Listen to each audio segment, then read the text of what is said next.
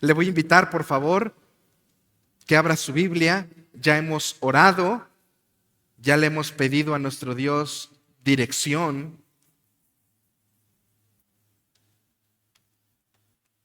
Así que vamos a entrar directamente al mensaje de la palabra de Dios de esta mañana.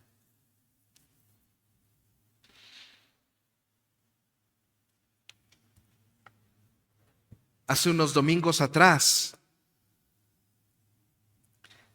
hemos iniciado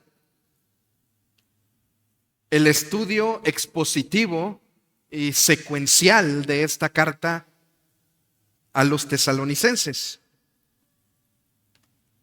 Estaremos, si Dios nos lo permite, estudiando estas dos cartas del apóstol Pablo a la iglesia de Tesalónica durante el resto del año. Vamos a tener las lecturas ahí en la pantalla.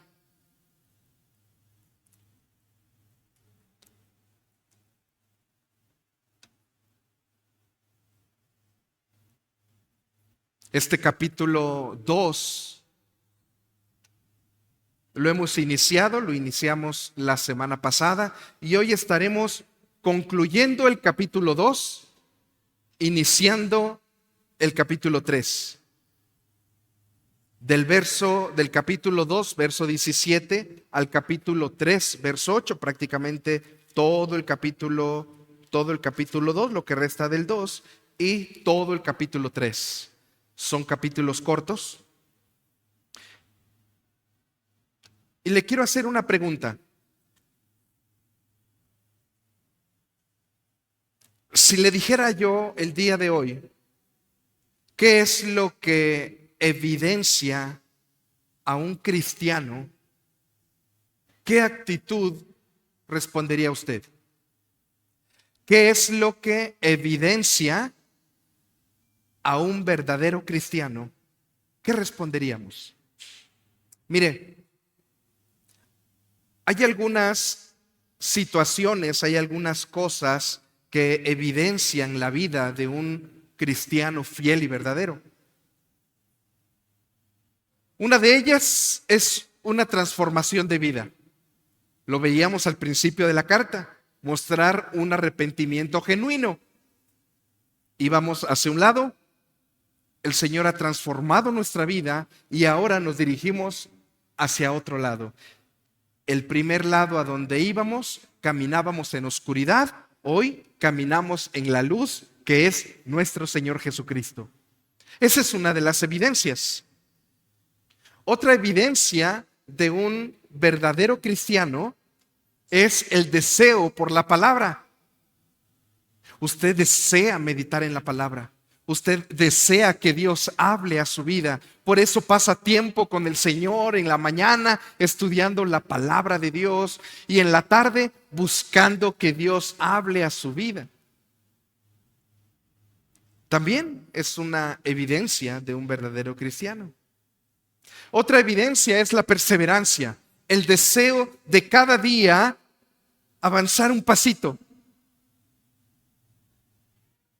Algunos, esos pasos son un poco más, en otras personas los pasos son un poco más agrandados. Pero la idea de un verdadero cristiano siempre va a buscar parecerse al varón perfecto. No lo vamos a lograr hasta que estemos delante de él. Pero esa es una evidencia del verdadero cristiano. Buscar cada día agradar al Señor en tu manera de vivir, dando pasitos hacia aquel que nos llamó de las tinieblas a su luz admirable. Pero otra evidencia del verdadero cristiano la vamos a encontrar en este pasaje. Es por eso que le he llamado a la predicación del día de hoy el amor, la marca distintiva de un cristiano. El amor, la marca distintiva de un cristiano. O una de esas evidencias del verdadero cristiano. Ahorita que pasó el mundial, se vino una fiebre por camisas piratas del Mundial, de la camisa de México. Pero si usted comparaba de lejos, usted veía y decía, esa camisa es original.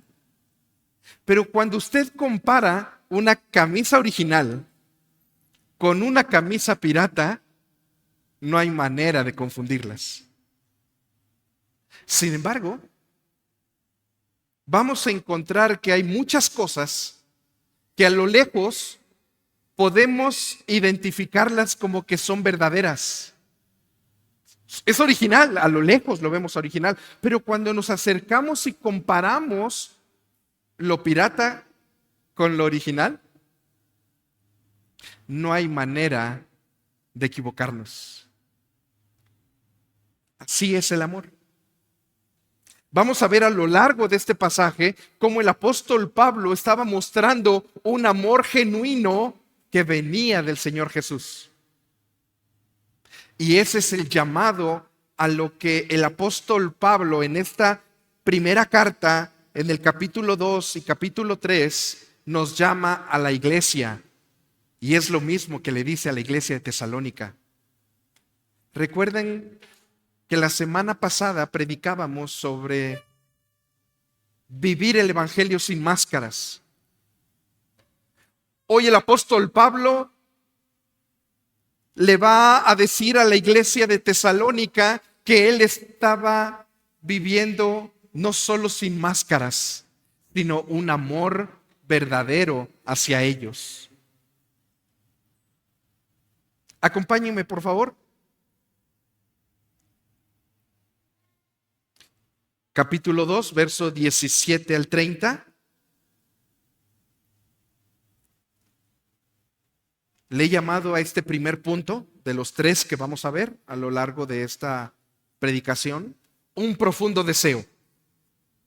Del 17, capítulo 2, verso 17 al 20, un profundo deseo.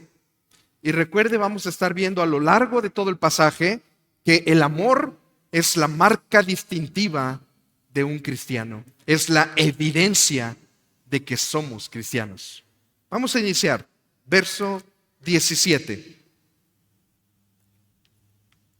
Pero nosotros, el apóstol Pablo está hablando de él, está hablando de Silas, está hablando de Timoteo, quienes habían escrito esta carta. Bueno, la escribe el apóstol Pablo, pero al principio les dice, Silas y Timoteo les saludan.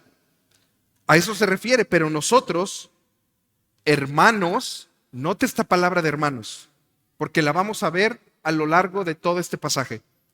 Pero nosotros, hermanos, separados de ustedes por un poco de tiempo, de vista, pero no de corazón, tanto más procuramos con mucho deseo ver su rostro.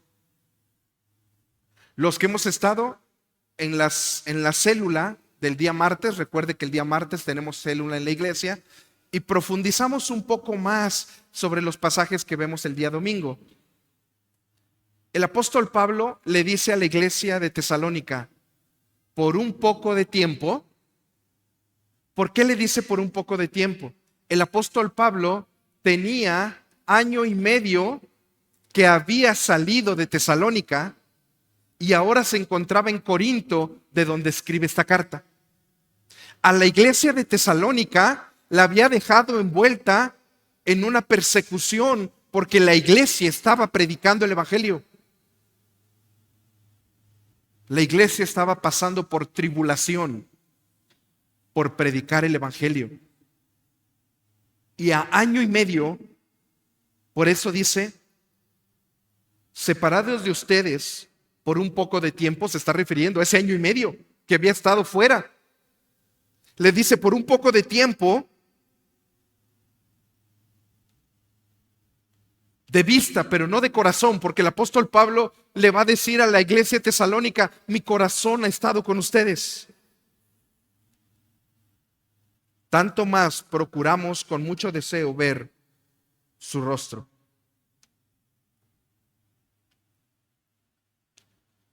Cuando Pablo salió de Tesalónica y llega a Corinto, estaba preocupado porque la iglesia se había quedado en persecución. Así que antes de llegar a Corinto, lo que hace es regresar a Pablo. Estaban en Atenas, antes de llegar a Corinto, regresa desde Atenas, regresa a Timoteo, a Tesalónica, y le dice: ve a ver por favor a los hermanos de Tesalónica, a los que dejamos en medio de gran tribulación. Este primer enfoque que el apóstol Pablo le dice a la iglesia de Tesalónica, le dice: tengo un gran deseo por verlos. El tiempo que estuvieron fuera, doctor Adrián, ¿tenían deseo por ver a la iglesia? Imaginen, hermanos, al apóstol Pablo que les había llevado el evangelio. Eran sus hijos espirituales.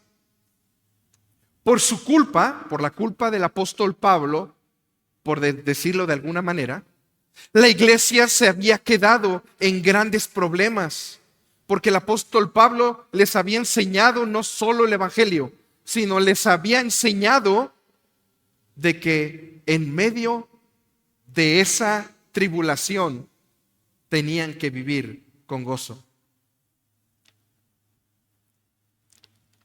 Por eso le he llamado a esta primera parte un profundo deseo.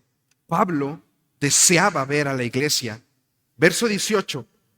Por lo cual quisimos ir a ustedes, yo Pablo ciertamente, una y otra vez. Pero Satanás nos estorbó.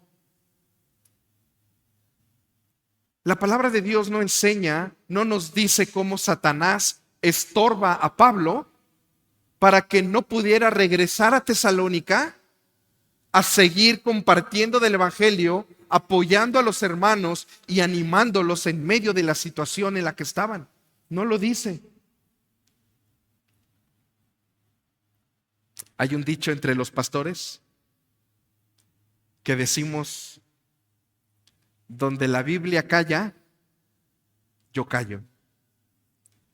Así que no podré decir absolutamente nada acerca de la situación por la que cómo es que Satanás no les permitió, o por lo menos a Pablo, regresar a Tesalónica. Dándonos una idea, recordemos que todo Hechos habla de que ese estorbo siempre fueron los judíos. Recuerden que sus mismos hermanos, los judíos, los hermanos de sangre del apóstol Pablo, eran los que siempre estuvieron causándole un estorbo. Pensemos en la vida de cada uno de nosotros. Pensemos en que cuando llevamos el evangelio, siempre habrá estorbo. En la vida de la iglesia, tanto el Espíritu Santo como Satanás, escucha bien lo que le voy a decir, tanto el Espíritu Santo, el Espíritu de Dios, como Satanás, en el ámbito del evangelio, nunca estarán fuera de esa ecuación. ¿Qué quiero decir? El Espíritu Santo siempre buscará que la iglesia esté compartiendo el evangelio, y el Espíritu Santo estará llevando con poder al evangelista para que el evangelio sea predicado. Pero por otro lado, Satanás siempre buscará la manera de destruir ese andar de la iglesia. Cuando queremos llevar el evangelio a alguien, o se nos va a ponchar una llanta, o vamos a ver una tormenta y vamos a decir: viene una tormenta terrible, yo creo que ya mejor no voy. Y resulta que la tormenta nunca llegó, solo se veían los rayos y las centellas. O simplemente algo en ese momento, alguna llamada, algo disuade de que usted pueda llevar el evangelio a esa persona a quien Dios había puesto en su corazón compartir el evangelio.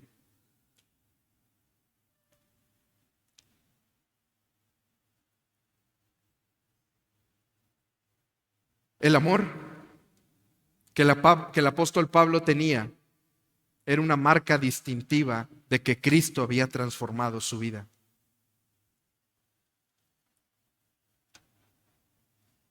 El apóstol Juan, en su evangelio, en el capítulo 13, verso 35, no vaya, yo se lo leo. Evangelio de Juan, capítulo 13, verso 35, habla algo muy interesante acerca del amor.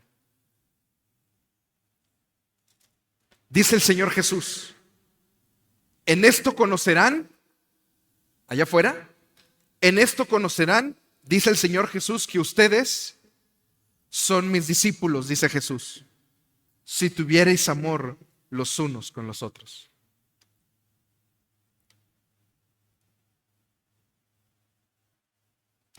El mismo apóstol Juan, pero ya no en su evangelio, sino ahora en una de sus cartas, dice: todo aquel que ama es nacido de Dios y conoce a Dios. El que no ama no ha conocido a Dios, porque Dios es amor. ¿Se dan cuenta cómo el amor es esa marca distintiva del cristiano? ¿Por qué, hermanos? Porque tal vez muchas personas podrán demostrar amor, pero cuando lo traemos como las playeras de la selección mexicana y comparamos a lo ya cerca las dos actitudes, las dos camisas, nos vamos a dar cuenta cuál es la original y cuál es la pirata. Pablo estaba mostrando un amor genuino. Estaba mostrando esa marca distintiva de un cristiano. Decía un maestro: no hay que saber griego para identificar qué es lo que dice este pasaje. El que no ama no ha nacido de nuevo. Está bastante claro. El que no ama no ha nacido de Dios, porque Dios es amor. Segundo apartado. Recuerden, el primer apartado le he llamado un profundo deseo. El deseo y ese amor que Pablo había mostrado a la iglesia de Tesalónica por volver a verlos, incluso por haberlos dejado en medio de esa situación. Segundo apartado, capítulo 3, verso del 1 al 5.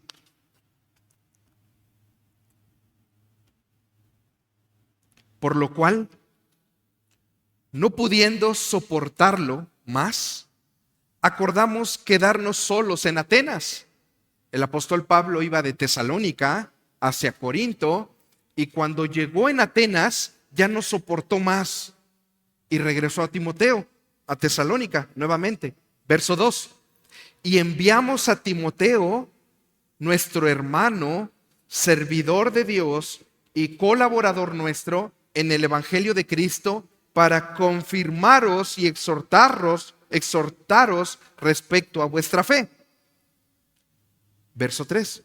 A fin de que nadie se inquiete por estas tribulaciones, porque nosotros mismos sabemos que para esto estamos puestos.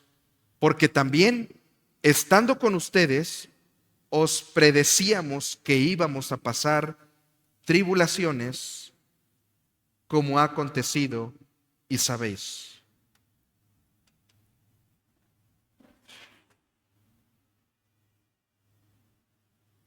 Este segundo apartado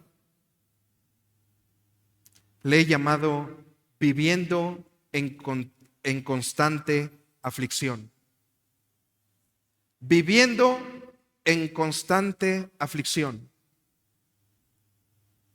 El apóstol Pablo le había dicho y le había enseñado a la iglesia de Tesalónica que ellos iban a vivir de esa manera, en aflicción. Hermanos, cuando usted vino a Cristo, no sé qué fue lo que le dijeron.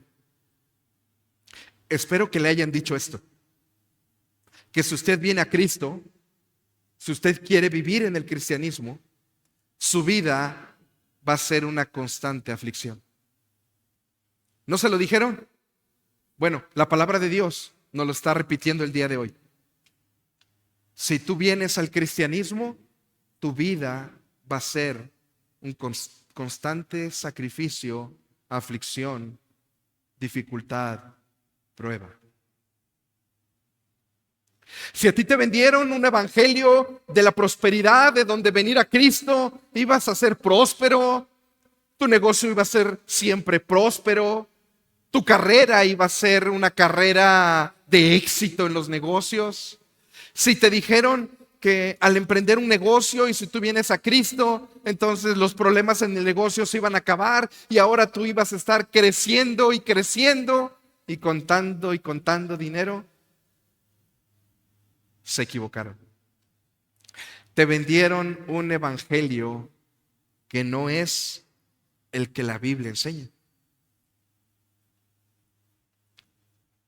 Si el Señor Jesús sufrió al compartir del evangelio, si sus apóstoles sufrieron al llevar el evangelio, ¿quiénes somos nosotros, hermanos? El que quiera venir en pos de mí, tome su cruz, niéguese a sí mismo y sígame. Esas fueron las palabras del Señor Jesús. Y el apóstol Pablo le está diciendo lo mismo a la iglesia de Tesalónica.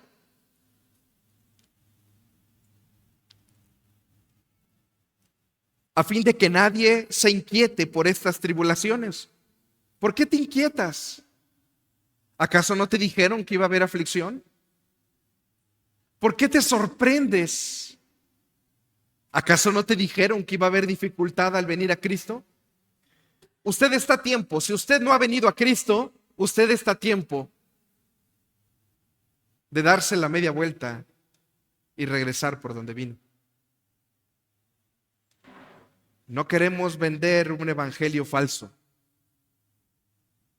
Queremos compartir el evangelio de Jesucristo, en donde la palabra de Dios enseña que al venir a Cristo habrá aflicción y tribulación. Y el apóstol Pablo le dice a la iglesia de Tesalónica que nadie se inquiete por estas tribulaciones, porque ustedes mismos saben que para eso han sido puestos. Ahí en el verso 3 y verso 4, porque también estando nosotros con ustedes, les predecíamos que eso iba a pasar.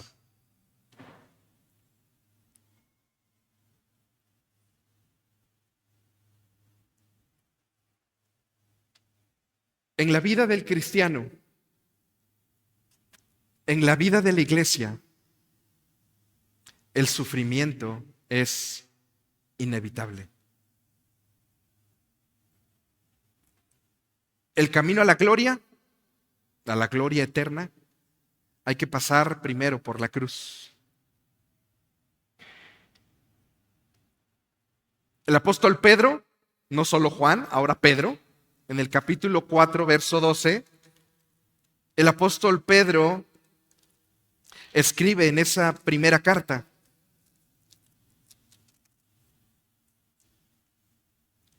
amados, no os sorprendáis del fuego de prueba que os ha sobrevenido. Iglesia, no te sorprendas del fuego de prueba que estás pasando, como si alguna extraña cosa os aconteciere. ¿Estás pasando por alguna situación de prueba? ¿Enfermedad? ¿Problemas en el matrimonio? ¿Problemas en el trabajo? ¿Dificultades no solo de salud, sino cuestiones espirituales? ¿Luchas? ¿Alguna situación económica? ¿Alguna situación familiar? ¿Estás pasando por esa prueba? No te extrañes. El apóstol Pedro dice en esa carta: no te extrañes como si eso fuera nuevo o como si nunca te lo hubiesen dicho. Regresando al apóstol Pablo con la iglesia de Tesalónica, Pablo le dice a la iglesia de Tesalónica, a eso fueron puestos. Para eso vinieron a Cristo.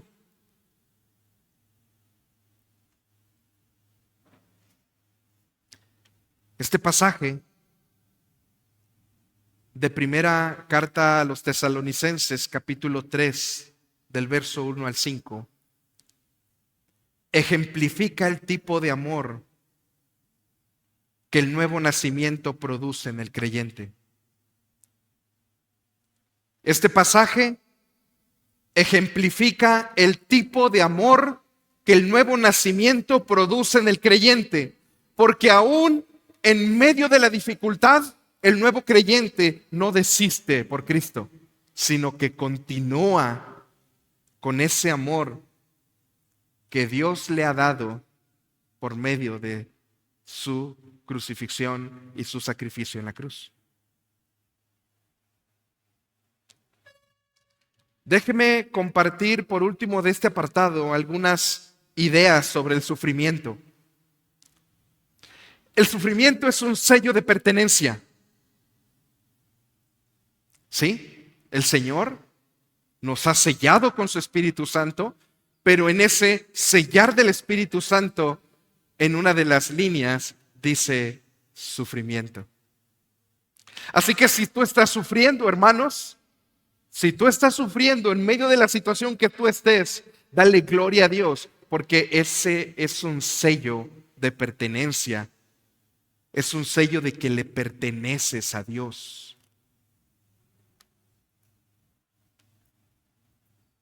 El sufrimiento también es un instrumento en las manos de Dios. Mire esto que escuché. Tu dolor es un lugar en donde te encuentras con Dios. Tu dolor es un lugar de encuentro con Dios. El sufrimiento nos transforma para llegar a la imagen de nuestro Señor Jesucristo.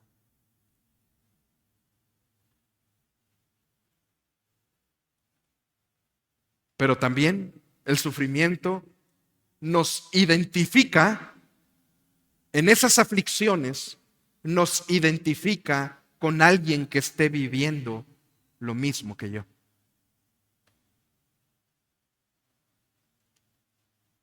Este segundo apartado, como les dije, una constante aflicción en la vida del cristiano. Y pasamos al último apartado, del verso 5 al 8. Aquí nuevamente el apóstol Pablo va a demostrar el amor que él tenía por la iglesia de Tesalónica. Acompáñenme. Verso 5 en adelante.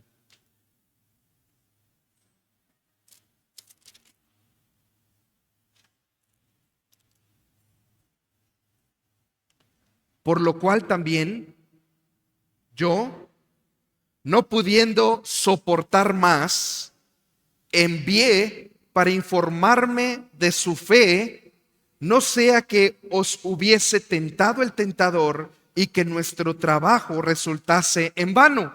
El apóstol Pablo estaba preocupado por haber dejado una iglesia joven en medio de la aflicción y persecución, y él creyendo que el enemigo, que Satanás, cuando esta iglesia hubiese caído en esa persecución, en esa aflicción, en esas pruebas, ellos hubiesen dado media vuelta.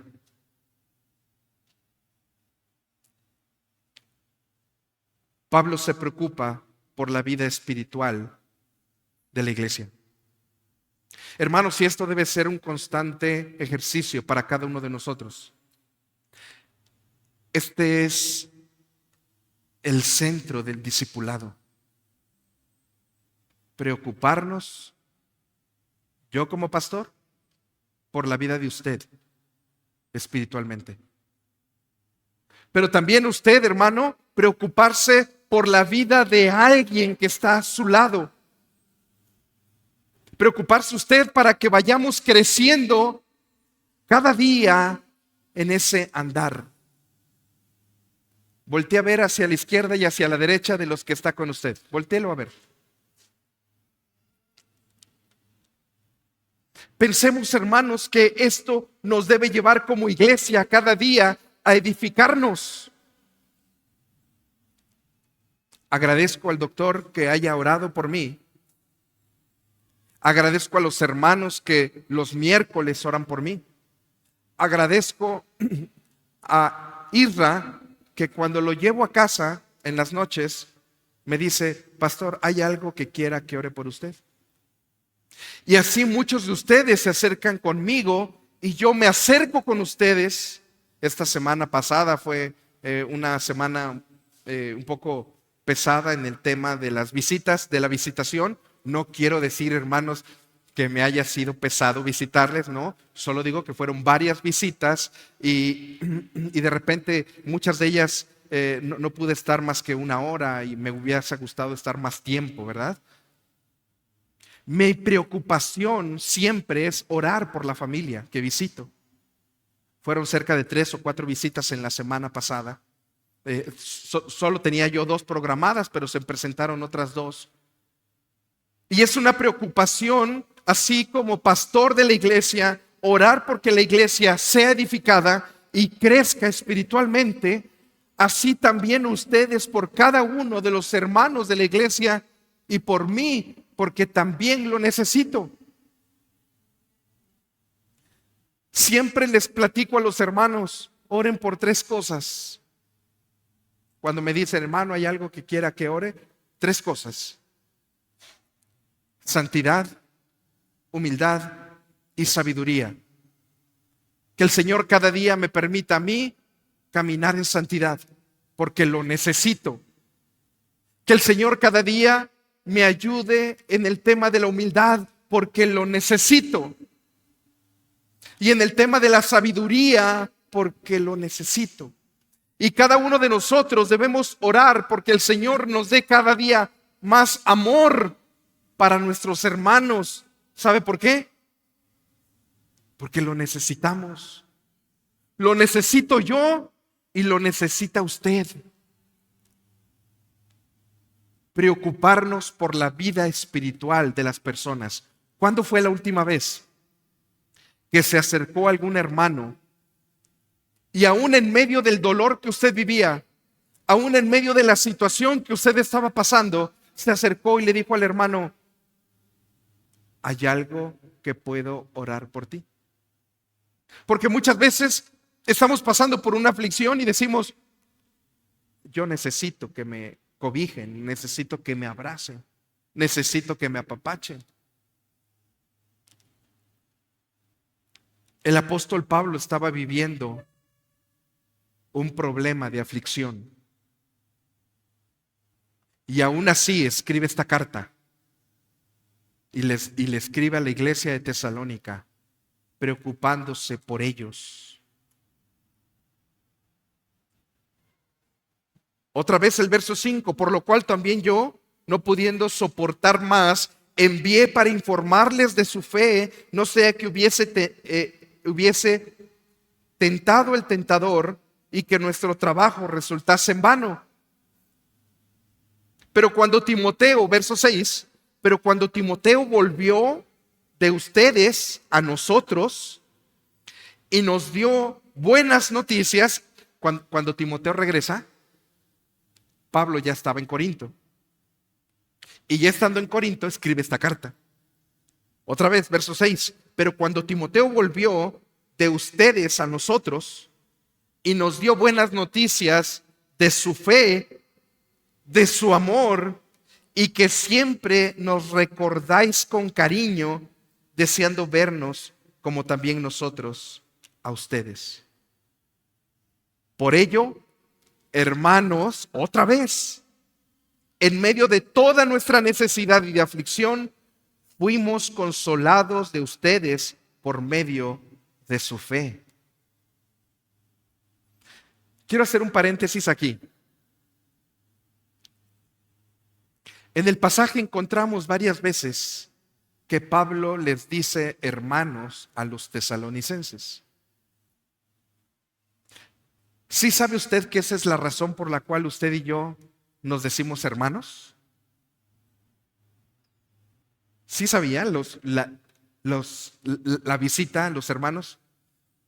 Por lo mismo que el apóstol Pablo le dice a ellos, hermanos, es la razón por la que usted y yo nos decimos hermanos.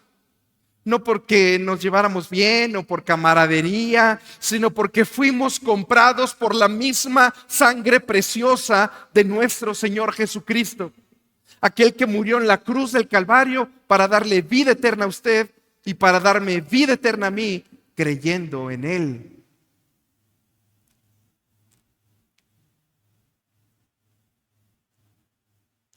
Porque somos hijos de un mismo Padre. Y mire, según el apóstol Pablo, a los Gálatas les dice que si somos hijos de Abraham, porque hemos creído en Cristo, entonces somos hijos del Padre. Así que somos hijos de Dios y somos hermanos de sangre, no espiritualmente solamente. Ya les expliqué, fuimos comprados por la misma sangre preciosa derramada en la cruz del Calvario. Es interesante, algunos recordarán cómo trata Pablo a los Gálatas, ¿recuerdan? Insensatos. ¿Por qué? Porque habían cambiado un evangelio, porque estaban dando oídos sueltos a otro evangelio que Pablo no les había enseñado. Y les dice, insensatos. Pero a los Gálatas les dice, a los tesalonicenses les dice 19 veces en toda la carta, hermanos. La primera carta a los tesalonicenses tiene 5 capítulos. Hoy terminamos el 3, ya nos faltan 2. La primera carta tiene 5 capítulos. Y en los 5 capítulos, el apóstol Pablo usa esta palabra de hermanos a ellos. La carta a los romanos tiene 16 capítulos.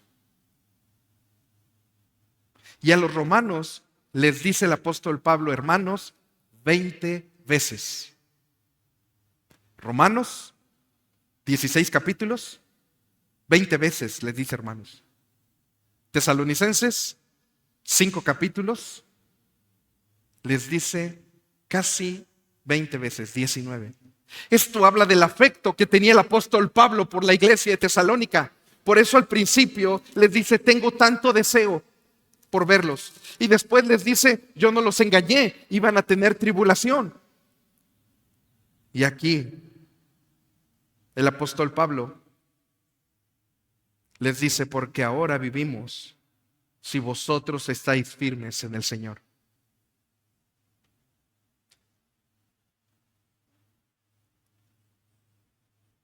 Me quiero regresar al verso 19 del capítulo 2 y de manera intencional lo dejé al final. Capítulo 2, verso 19. Porque, ¿cuál es nuestra esperanza? ¿O gozo? ¿O corona de que me gloríe? ¿No lo sois ustedes delante de nuestro Señor Jesucristo en su venida? Vosotros sois nuestra gloria y gozo. Hermanos, eran los hijos chiquitos de Pablo. Eran sus hermanos, pero los trataba, recuerden, hace 8 días vimos, como una madre a sus hijos. pero que también los exhortaba como un padre a los hijos.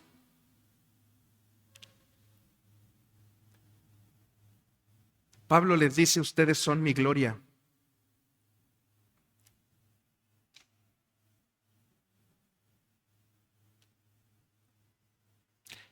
El tema del amor es complicado, hermanos. No es un si quieres, es un debes hacerlo. Hermano Vicente, ven conmigo aquí adelante, por favor. Hermano Noé, ven conmigo aquí adelante.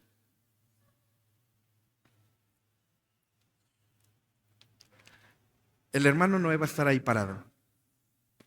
Póngase un poquito más allá, de frente hacia acá. Pensemos que el evangelio es alguien que está detrás del hermano Vicente.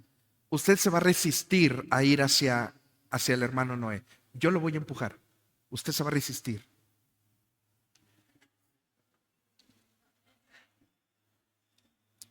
La palabra de Dios dice que Cristo nos constriñe. El amor de Cristo nos constriñe. ¿Sabe qué significa eso? El amor de Cristo nos obliga a amar a nuestros hermanos. Gracias. No es algo si usted quiere. Si usted está en Cristo, va a sentirse empujado por el amor de Cristo a amar a los hermanos.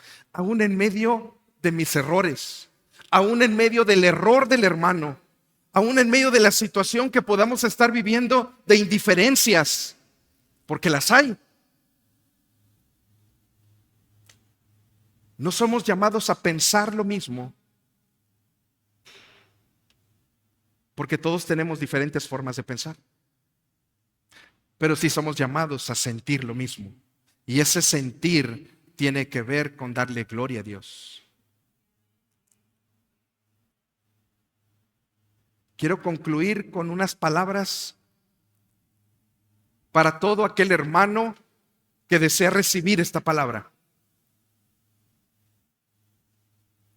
Espero que algunos hermanos que van a participar en la escuela bíblica de vacaciones lo vean, lo escuchen. Avísenle a los maestros de escuela dominical que están en la parte de abajo, en la segunda hora, que si no quieren aventarse el sermón del pastor, vean los últimos 5 minutos.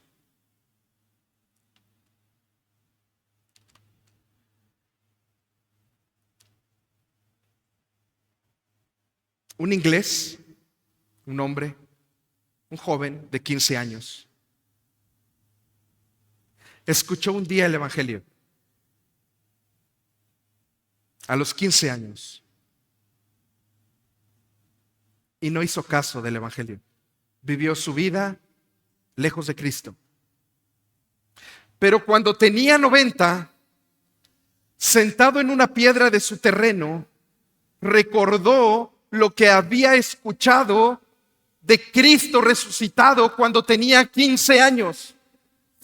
Él mismo escribe, este hombre, Luke Shore, no sé si lo estoy pronunciando bien,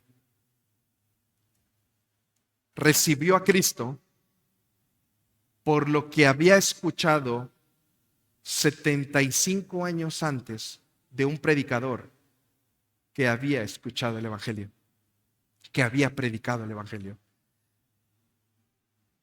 Querido amigo, hoy tú has escuchado el evangelio. Cristo murió en la cruz del Calvario por tu vida y por la mía.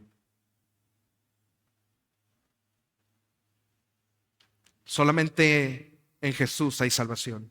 En ningún otro hay salvación. Aquel predicador que le compartió a este joven de 15 años, nunca se enteró que este joven o este joven adolescente a sus 90 años aceptó a Cristo por una predicación de él. Yo te animo, hermano, maestro de escuela dominical, compartamos el evangelio.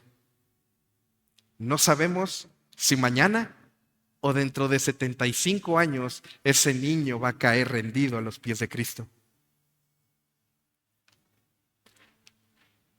Hebreos capítulo 6, verso 10.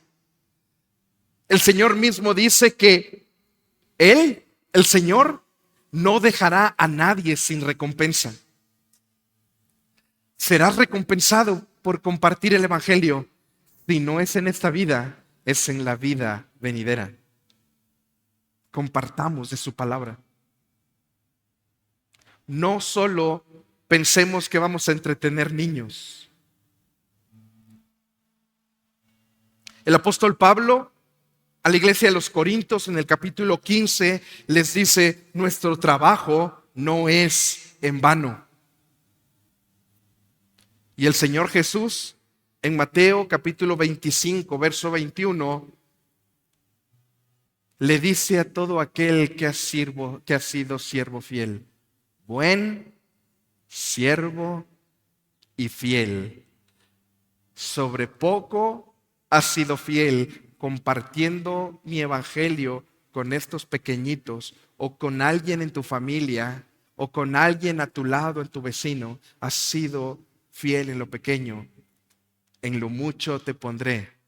Y el Señor va a decir: entra en el gozo de tu Señor. No si has sido bueno, sino por el sacrificio que hice yo en la cruz del Calvario por ti.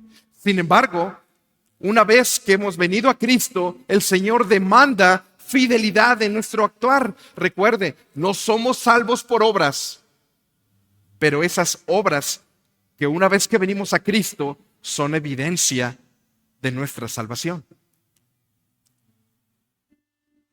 No te canses de hacer el bien. Y ahora permanecen la fe, la esperanza y el amor. Estos tres, pero el mayor de ellos, el amor, es la marca distintiva de un cristiano. ¿Por qué la fe? ¿Por qué entre la esperanza y el amor es mayor? Porque cuando lleguemos a su gloria, ya no necesitaremos fe, porque estaremos cara a cara.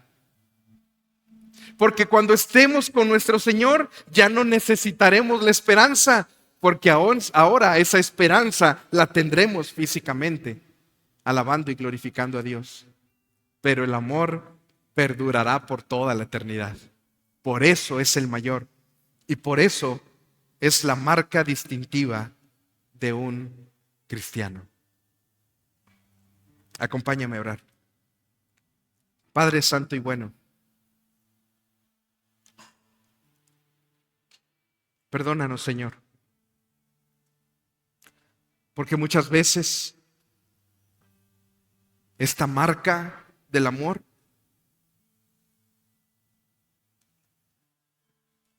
no ha estado presente en nuestra vida. Ayúdanos, Señor, como iglesia, a que el mundo sepa que somos tus discípulos porque nos amamos unos a otros, porque nos amamos entre nosotros. Que la gente de fuera, cuando venga, esté por primera o segunda vez, pueda decir: yo quiero ser cristiano porque he visto en ellos un amor genuino y no un amor pirata. Perdónanos, Señor, y ayúdanos cada día a mostrar ese amor a cada uno de nuestros hermanos que están en nuestro derredor.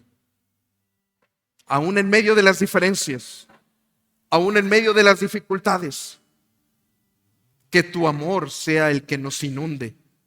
Y ese mismo amor nos lleve a compartir tu evangelio, a compartir que solamente en tu Hijo Jesucristo hay salvación. Gracias por tu palabra. En el nombre de Jesús. Amén. Dios añada bendición a su palabra. Gracias por habernos acompañado. Esperamos que esta transmisión haya sido de gran bendición para tu vida y que Dios haya hablado a tu corazón. Te invitamos a ser parte de nuestra Iglesia Cristiana Palabra de Vida. Aquí encontrarás una familia en Cristo, dispuesta a caminar contigo en tu fe, y un lugar donde juntos crecemos en la palabra de Dios. Te esperamos en nuestra iglesia, ubicada en calle Diligencia sin número, en Lomas de Cocoyoc, Morelos. Cualquier duda, puedes contactarnos enviando un mensaje por WhatsApp al número 735-169-2383. Nos encantará conocerte personalmente. Te esperamos con los brazos abiertos. Que el amor y la paz de Dios te acompañen siempre.